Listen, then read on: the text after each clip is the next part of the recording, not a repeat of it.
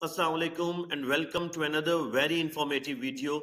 In this video, I'm going to talk about the grading and the grading systems, and we will talk about it with the reference of a book by Joy Feldman. The title of the book is Grading for Equity: What it is, why it matters, and how it can transform schools and classrooms.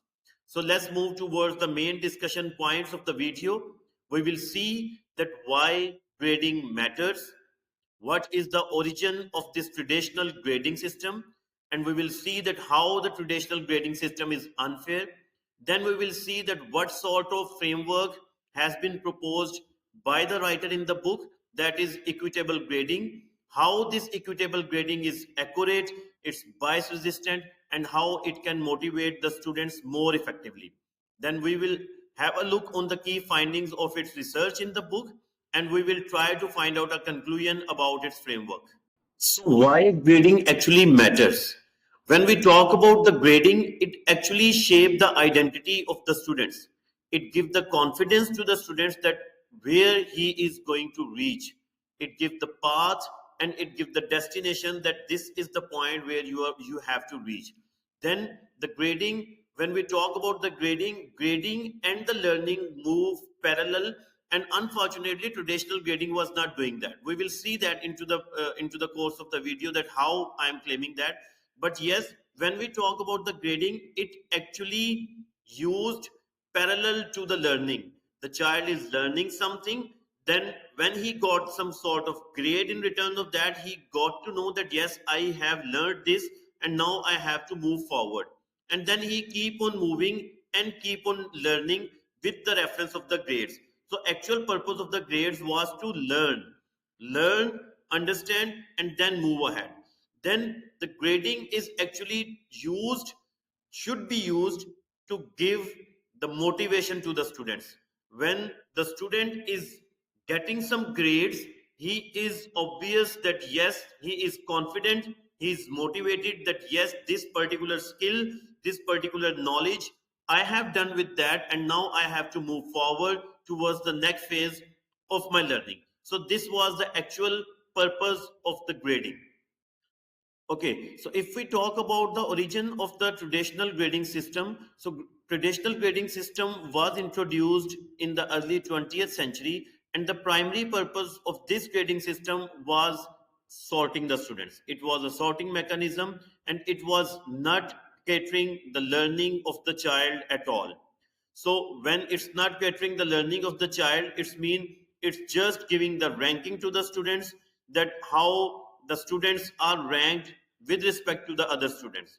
Then if we talk about the traditional grading system, it was not considering the diversity and the diverse background of the students, and its practices about the assessment was not fair at all.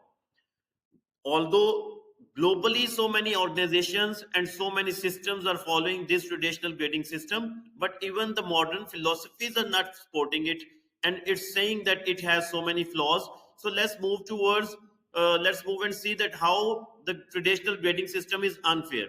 If we talk about the traditional grading system, it's actually talk about the behaviors and not about the achievements, because this traditional grading system is penalizing the students on the non-academic things as well. So that is not fair. When we talk about the achievement and we are grading the students, we should only uh, provide them the grading on the basis of their achievements. We should not cater the behavior into the grading system. Then it's penalizing the mistakes. The system excessively punish minor errors. When we are penalizing the child on the minor errors, it means that we are discouraging the risk taking of the students.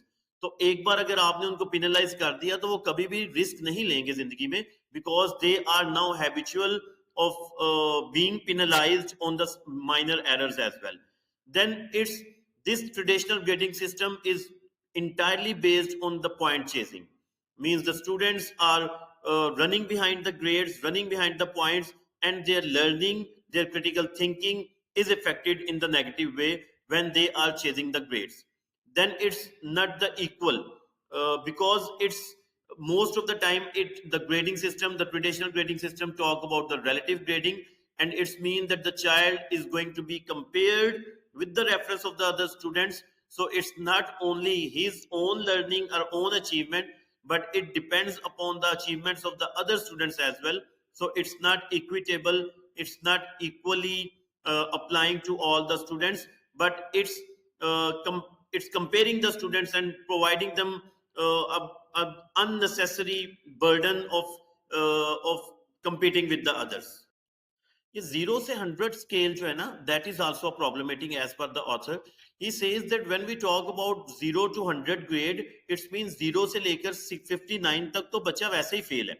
अब 0 से लेकर 59 तक fail है, इसका मतलब है जो fail होने के चांसेस हैं वो ज्यादा हैं, वो 60% है, और जो पास होने के चांसेस है वो 40% है. इसका मतलब है आपने इसका क्राइटेरिया ही अनफेयर बना दिया, और आपने जो बैंड्स हैं उनको ही अनफेयर डिस्ट्रीब्यूट कर दिया, जिसमें फेलियर का बैंड ज्यादा वास्ट है और अचीवमेंट या पास होने का बैंड जो है वो लेस नैरो है, और उसमें ज्यादा चांसेस है कि बच्चा फेल ही हो रहा है.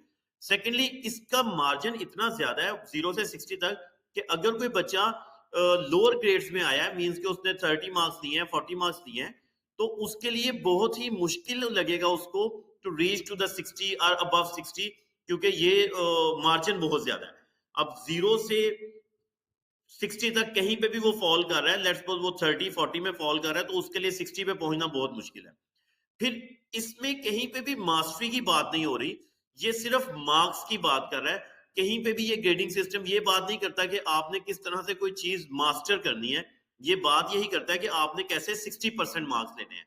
और ऑब्वियसली जब आप ऐसा काम कर रहे हैं जहां आपको मास्टरी वाली अचीवमेंट नहीं आ रही, आपको वो वाला मोटिवेशन नहीं मिल रहा, तो वो अल्टीमेटली आपको होपलेसनेस की तरफ लेकर जाएगा कि शायद ये काम मुझसे तो हो ही नहीं सकता, क्योंकि एक मार्जिन ही बहुत ज्यादा है.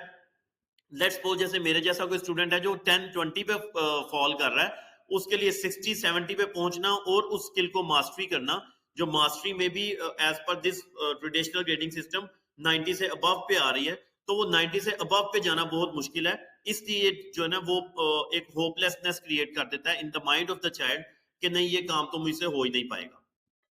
इसके अगेंस्ट अगर हम फेल्ड्समैन का 3 पिलर ऑफ इक्विटेबल ग्रेडिंग देखें, तो फेल्ड्समैन का जो इक्विटेबल ग्रेडिंग सिस्टम है वो बायस रेजिस्टेंट है. वो बायस रेजिस्टेंट कैसे है?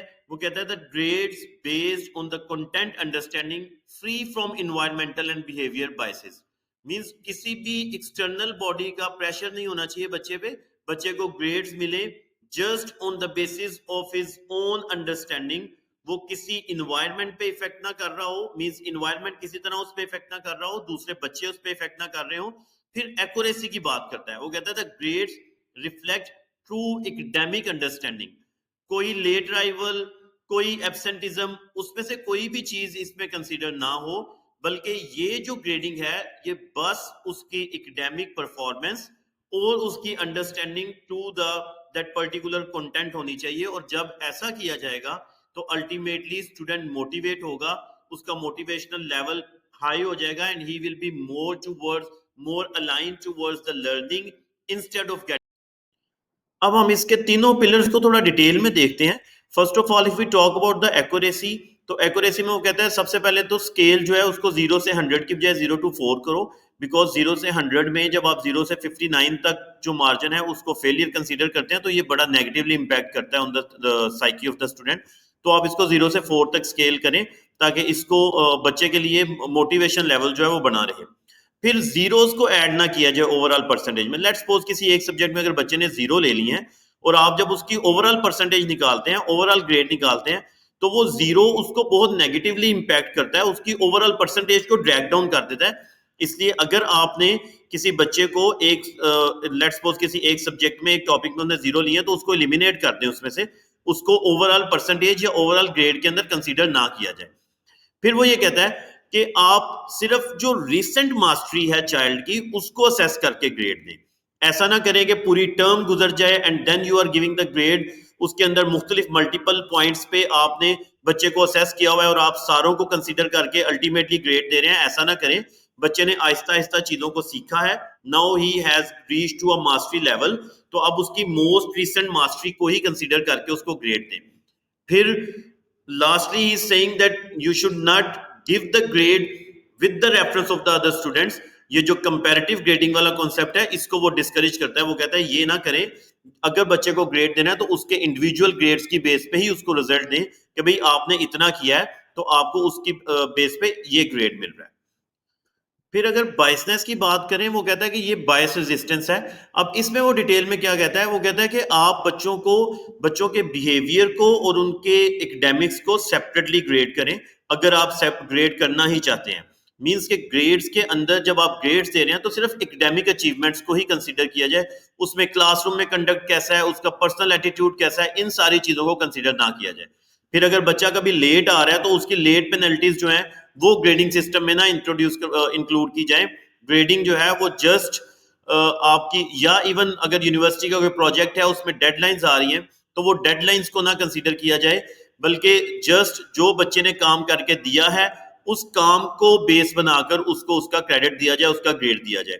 फिर दूसरे किसी बच्चे को कोई एक्स्ट्रा क्रेडिट ना दिया जाए on the basis of his before the time submission, या on the basis of his 100% attendance, या on the basis of his 0 late comers. तो इसकी बेस पे कहीं पे भी कोई एक्स्ट्रा क्रेडिट किसी भी बच्चे को ना दिया जाए। और लास्टली वो कहता है कि अगर आप उसका बिहेवियर भी रिपोर्ट करना चाहते हैं तो please make 2 reports, academic report separately होनी चाहिए और बिहेवियर की रिपोर्ट सेपरेटली होनी चाहिए। इन चीजों को अगर आप कंसीडर करेंगे तो आप इसको बायस रेजिस्टेंस बना सकते हैं। अगर हम मोटिवेशन की बात करें तो मोटिवेशन में जो कि थर्ड पिलर था जिसकी बेस पे इक्विटेबल ग्रेडिंग वर्क कर रही है, वो कहता है कि रीटेक्स को तो असेंशियल कर दें। अगर किसी बच्चे ने एक बार अच्छा परफॉर्म नहीं किया तो प्लीज उसको रीटेक का ऑप्शन दें ताकि वो रीटेक करके अपनी परफॉर्मेंस को बेहतर बना सके, अपने ग्रेड्स को बेटर कर सके ताकि मोटिवेट रहे। फिर मिनिमम ग्रेडिंग की बात करता है कि आप जो ग्रेड्स देते हैं बच्चे को, जैसे ट्रेडिशनल ग्रेडिंग सिस्टम में हम बात कर रहे थे कि 0 से 100 तक है तो बच्चा 10 ले रहा है, 15 ले रहा है। अब एक बच्चा जिसने 10-15 लिए हैं उसको 60 तक पहुंचने के लिए बहुत ग्रेटर मार्जिन चाहिए। तो वो कहते हैं आप ऐसा ना करें, आप एक बेसलाइन बना लें और उससे ज्यादा नीचे किसी बच्चे को मार्क्स ना दें ताकि बच्चा इंगेज रहे, उसको ये मोटिवेशन रहे और उसको ये पता हो कि मैं यहाँ से अपने हायर पॉइंट तक जो कि रिक्वायर्ड मेरा बेंचमार्क है वहां तक पहुंचना मेरे लिए आसान है। इंस्टेड ऑफ दैट कि आप उसको 10, 15, 20 मार्क्स दे दें और उसको लगे कि अब 60 तो अनरियलिस्टिक है, आई कांट रीच देयर, उसके लिए मेहनत ही ना करें। बच्चे का माइंडसेट बनाएं, ग्रोथ माइंडसेट रखें उसका, कि वो कॉन्टिन्यूसली एफर्ट करता रहे ताकि वो उस पॉइंट तक पहुंच सके जिस पॉइंट तक उसने पहुंचना है। Because the purpose of the grading is not to test, is just to give the motivation of the child, to show him the right path and to give him the hope। जो कि last point में वो कहता भी है कि आप एक होप पाथवे बना के रखें बच्चे के लिए, कि आपसे हम एक्सपेक्ट ये कर रहे हैं, may be first time you have struggled in that, next time you can do it and you can do it much better.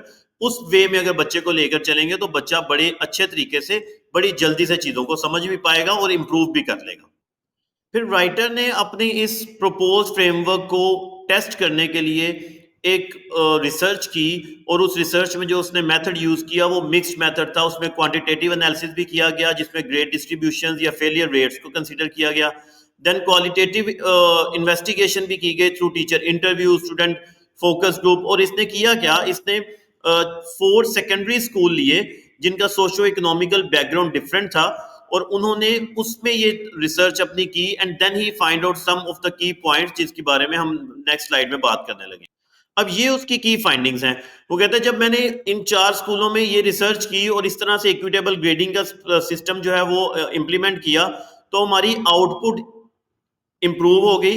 हम लोगों को ज्यादा अच्छे तरीके से बच्चों की जो साइकोलॉजिकल उनका एक प्रॉब्लम चल रहा था वो ओवरकम करने में हमें मौका मिला। इसमें ट्रांसपेरेंसी रही, इसमें जो एक्स्ट्रा क्रेडिट दिया जा रहा था या पेनल्टीज दी जा रही थी उनको कम करने में हेल्प मिली। तो ये जो फ्रेमवर्क था इससे ज्यादा फायदा हुआ instead of that traditional framework, और इसको रिसर्च भी बैक कर रही है।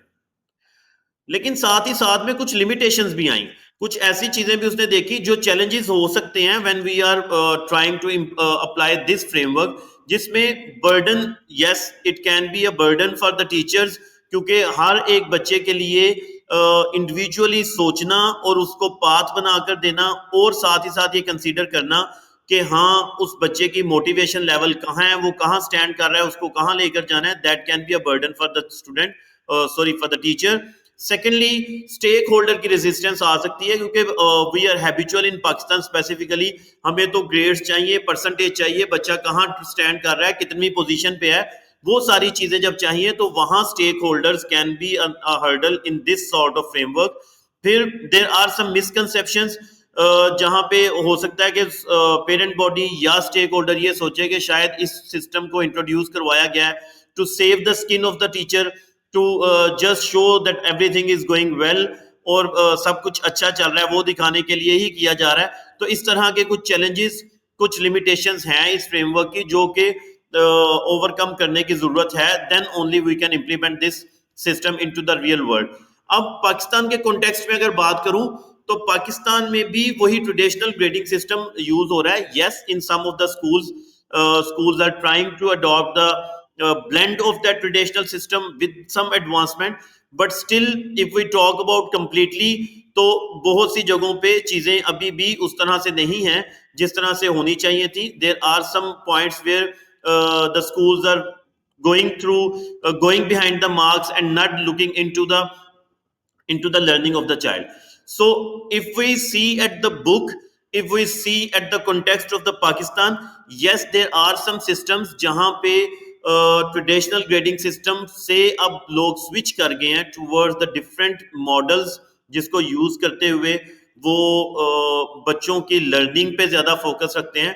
लेकिन अनफॉर्चुनेटली बहुत से ऐसे सिस्टम्स हैं स्पेसिफिकली पब्लिक सेक्टर जहां अभी भी ग्रेड्स के लिए ही देखा जाता है कि ग्रेड्स कैसे लिए जाने हैं, how the student can get the marks, और वहां बच्चे के इमोशनल, बच्चे के साइकोलॉजिकल, किसी भी और फैक्टर को कंसीडर नहीं किया जाता। So if we want to have a strong grading system, there should be a blend of traditional grading system and the grading system even proposed by the Feldman in this book।